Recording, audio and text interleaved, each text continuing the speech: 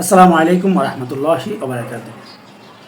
এভাবে চলতে থাকলে আসলে আওয়ামী লীগ ঘুরে দাঁড়াতে খুব বেশি সময়ের প্রয়োজন হবে না।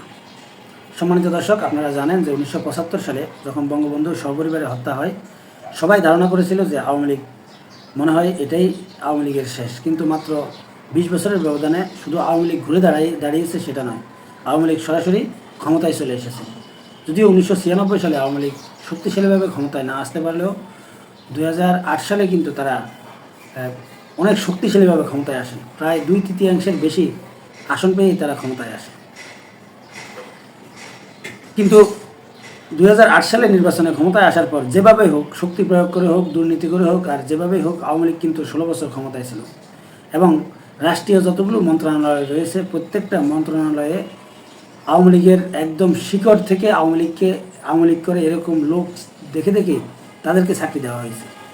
এবং প্রশাসনের এবং সরকারি বিভিন্ন প্রতিষ্ঠানে আওয়ামী লীগের যে লোকগুলো রয়েছে, এরা এখন প্রকাশ্যে হয়তো কোনো কিছু বলুক বা না বলুক, বা প্রকাশ্যে আওয়ামী লীগ করুক অথবা না করুক, তারা কিন্তু প্রত্যেকে আওয়ামী লীগ পরিবারের, এবং সুযোগ পেলে এরা কিন্তু আওয়ামী লীগের পক্ষে কাজ করবে। অতএব 1975 সালের আওয়ামী লীগ এবং 2024 সালের আওয়ামী লীগ কিন্তু এক নয়। এছাড়া আপনারা জানেন এতদিন যাবৎ আওয়ামী লীগের প্রতিপক্ষ ছিল কারা?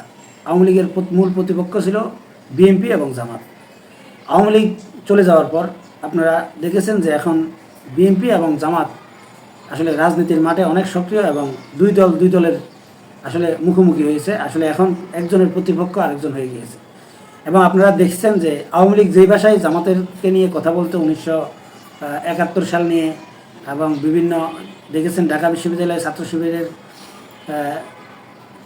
সাবিরকে নিয়ে যে ছাত্র দলের যে বক্তব্য, সবগুলো মিলিয়ে আসলে এখন আওয়ামী লীগ এবং বিএনপি যেরকম প্রতিপক্ষ, কিন্তু জামাতকেও বিএনপি সেরকমের প্রতিপক্ষ বানিয়ে ফেলছে, বা আগামী নির্বাচনে তারা এভাবেই প্রতিপক্ষ থাকবে। অনেকেই ধারণা করছেন যে আওয়ামী লীগ আগামী নির্বাচনে অংশ নিতে পারবে কিনা, বা তাদেরকে নিষিদ্ধ করা হবে কিনা। যদি নিষিদ্ধ করে তাহলে তারা তো এখানেই শেষ। আপনারা জানেন যে আওয়ামী লীগকে নিষিদ্ধ করতে হলে আইনি প্রক্রিয়ার মাধ্যমে আসলে নিষিদ্ধ করা সম্ভব নয়, সেটা রাজনৈতিকভাবে নিষিদ্ধ করতে হয়। যেহেতু বাংলাদেশের আইন বলেন বা বর্তমান যে সংবিধান, এই সংবিধান অনুযায়ী আসলে কোনো দলকে আইনিভাবে নিষিদ্ধ করা এত সহজ নয়। আর যেহেতু আপনারা দেখেছেন যে প্রধান বিরোধী দল অথবা আগামীতে যারা সরকার গঠন করতে যাচ্ছে, সেই দল হচ্ছে বিএনপি, এবং বাংলাদেশের বর্তমানে সবচেয়ে শক্তিশালী দল বিএনপি। সেই বিএনপির পক্ষ থেকে মির্জা ফখরুল ইসলাম আলমগীর স্পষ্ট জানিয়ে দিয়েছেন যে আওয়ামী লীগকে বিএনপি নিষিদ্ধ করতে চায় না। আওয়ামী লীগের ব্যাপারে যেই মির্জা ফখরুলের যে বক্তব্য, এটা শুধু মির্জা ফখরুলের বক্তব্য মনে করলে হবে না, এটা আদতে বিএনপিরই বক্তব্য। অতএব এটা নিশ্চিত যে আগামীতে আওয়ামী লীগ নির্বাচন করতে যাচ্ছে, বা তারা দল হিসেবে নিষিদ্ধ হতে যাচ্ছে না। আগামী নির্বাচনে আওয়ামী লীগ অবশ্যই নির্বাচনে যাবে, কারণ তাদের দল যদি টিকিয়ে রাখতে হয় এবং তাদের জনগণকে যদি ধরে রাখতে হয়, তাদের অবশ্যই নির্বাচনে যেতে হবে। আর আগামী নির্বাচন অবশ্যই স্বচ্ছ হতে যাচ্ছে, এবং প্রত্যেকটা দলের জন্য আসলে লেভেল সমান হতে যাচ্ছে, বা সবাই আসলে স্বাচ্ছন্দ্যে ভোট দিতে যেতে পারবে। অতএব আওয়ামী লীগের জনপ্রিয়তাটা কতটুকু আছে সেটা আগামী নির্বাচনে অবশ্যই বোঝা যাবে।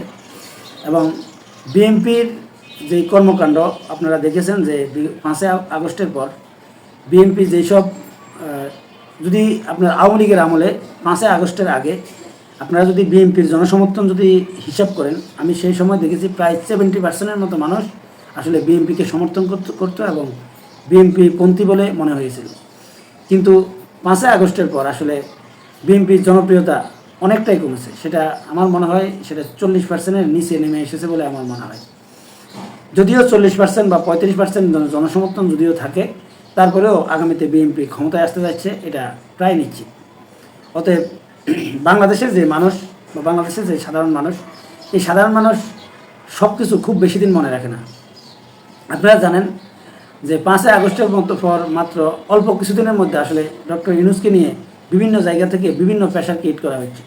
অতএব সেই ডক্টর ইউনূসকে আসলে 80 থেকে 85% বা 90% মানুষের ম্যান্ডেট নিয়ে ডক্টর ইউনূস সরকার, এই তত্ত্বাবধায়ক সরকার বলেন বা বিপ্লবী সরকার বলেন, এই সরকারে বসেছে। সেই ডক্টর ইউনূসের এখন জনপ্রিয়তা প্রায় এটা 55 থেকে 60%-এ নেমে এসেছে, বিভিন্ন জরিপে কিন্তু সেটাই দেখা যাচ্ছে। অতএব বাংলাদেশে কোনো সরকার ক্ষমতায় থাকলে তারা যাই করুক, তারা খুব বেশি দিন জনপ্রিয়তা ধরে রাখতে পারে না। কারণ আমাদের বাঙালি জাতি অনেক আবেগী জাতি, আমরা অল্পতেই অনেক বিরক্ত হয়ে যাই। যেমন 5ই আগস্টের পর যেই জনগণ আসলে আওয়ামী লীগের উপরে ক্ষুব্ধ এবং বিরক্ত ছিল, মাত্র অল্প কয়েকদিন বিদ্যুতের সমস্যার কারণে অনেককেই বলতে শুনেছি যে আগের সরকারই ভালো ছিল। হয়তো বলতে পারেন এটা আওয়ামী লীগ বলছে, না ভাই, আমি নিজে একদম সাধারণ মানুষ যারা আওয়ামী লীগ বিএনপি করতো না বা এই জাতীয় লোকদের মধ্যেই দেখছি। আবার আওয়ামী লীগ যারা সমর্থন করতো বা মনে মনে যারা এখন সমর্থন করে তারা তো অবশ্যই বলে, কিন্তু সাধারণ মানুষের মধ্যেও অনেকেই আসলে সেটা বলা শুরু করেছে। কারণ কিছু লোক যখন কোনো কথা বলা শুরু করে, তাদের সাথে সাথে যেমন আমরা এই বাঙালি জাতি সবসময় হুক্কা হুক্কা দিতে থাকি, এটাই আমাদের স্বভাব। অতএব বিএনপি যদি আগামীতে সরকারও গঠন করে, সেই সরকার খুব বেশি দিন জনপ্রিয়তা ধরে রাখতে পারবে না। এটাই আমাদের বাঙালি জাতির স্বভাব। এবং বিভিন্ন ইস্যু নিয়ে বা বিএনপির যে কর্মকাণ্ড, যে দখল বাণিজ্য আপনারা 5ই আগস্টের পর দেখেছেন, এই জাতীয় কর্মকাণ্ড যদি তারা নিয়ন্ত্রণ করতে পারে, তারপরেও বিভিন্ন ইস্যুতে কিছুটা হলেও জনপ্রিয়তা কমবে।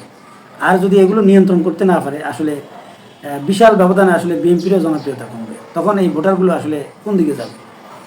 এই ভোটারগুলো আসলে তখন কি জামাতের দিকে যাবে? এখন আপনারা বলতে পারেন, যদি আওয়ামী লীগের জনসমর্থন ফিক্সড ভোটার যদি 30 থেকে 35% যদি থাকে বা সেটা যদি হয়ে যায়, তাহলে আওয়ামী লীগ ক্ষমতায় না আসতে পারলেও খুব বেশি দিন সময় লাগবে না তারা ঘুরে দাঁড়াতে। কারণ এই লোকগুলো, যেই লোকগুলো হয়তো বিএনপির উপরে বিরক্ত হবে, হয়তো যারা মনে করছেন যে এরা জামাতের দিকে এগিয়ে যাবে বা জামাতের দিকে যাবে, আমার সেরকমও মনে হয় না। কারণ জামাত কী জিনিস বা জামাতের বিরুদ্ধে অপপ্রচার করা কতটা সহজ, সেটা এই কয়দিন আপনারা দেখলেই বুঝতে পারবেন যে বিভিন্ন জায়গায় আসলে জামাতের বিরুদ্ধে যেহেতু কোনো দোষ খুঁজে পাওয়া যায় না, তখনই কিন্তু জামাত ক্ষমতায় আসলে মহিলাদেরকে রাস্তায় বের হতে দেবে না, পর্দা ছাড়া বের হতে পারবে না। অন্যান্য ধর্মীয় লোক যারা আছেন তাদেরকে আসলে তাদের কাছে অপপ্রচার চালাচ্ছে, তোমরাও বোরকা পড়তে হবে। এই জাতীয় আসলে অনেক অপপ্রচার কিন্তু অলরেডি শুরু হয়ে গেছে। আর বাংলাদেশের যে মিডিয়াগুলো রয়েছে, এই মিডিয়াগুলো সম্পূর্ণরূপে বামপন্থী, আর এরা কখনোই ইসলামিক কোনো দল ক্ষমতায় আসুক এরা চাইবে না। অতএব জামাত তাদের কার্যক্রম যদি সঠিকভাবে পরিচালনা করতে পারে, হয়তো আরও অনেক সময়ের প্রয়োজন রয়েছে। কারণ জামাত কী জিনিস, জামাতের রাজনীতি কী জিনিস, এটা সাধারণ মানুষকে বুঝাতে হয়তো আরও সময় লাগতে পারে। আর আওয়ামী লীগ এই কারণে সবচাইতে বেশি জামাতের বিরোধিতা করছে, কারণ জামাত যদি একবার ক্ষমতায় আসে, তাদের জনপ্রিয়তা কমার সম্ভাবনা খুব কম থাকবে, তাদের সম্ভাবনা অনেক বেশি থাকবে। অতএব জামাত যতদিন ক্ষমতায় আসতে যাচ্ছে না, ততদিন পর্যন্ত আসলে বিএনপি ঘুরে দাঁড়াতে খুব বেশি সময় লাগবে না। এছাড়াও আপনারা ইতিমধ্যেই দেখেছেন যে বিএনপির অনেক নেতা আওয়ামী লীগের অনেক নেতাদেরকে আসলে সেভ করছেন। এমনও অনেক সংবাদ শোনা যায় যে আওয়ামী লীগের অনেক নেতাকে আসলে বিদেশে পালিয়ে যেতে সাহায্য করেছেন কিন্তু বিএনপির নেতারা। এই ঘটনাগুলো যদি সত্য হয়, তাহলে বিএনপি যখন ক্ষমতায় থাকবে, তখন বিএনপির মধ্যে থেকে এবং বিএনপির সহযোগিতায় আসলে আওয়ামী লীগ বাংলাদেশের স্বাচ্ছন্দ্যে রাজনীতি করবে এবং খুব দ্রুত ঘুরে দাঁড়াতে খুব বেশি সময়ের প্রয়োজন হবে না। এটাই হচ্ছে মূল বাস্তবতা। সম্মানিত দর্শক, আমি কী বোঝাতে চেয়েছি আশা করি আপনারা বুঝতে পেরেছেন। এখন আমি আমার মতামতটা আপনাদের জানালাম, এখন আপনাদের মতামতটাও আপনারা জানাতে পারেন কমেন্টসে, অবশ্যই সুন্দর ভাষায়। জাযাকাল্লাহ।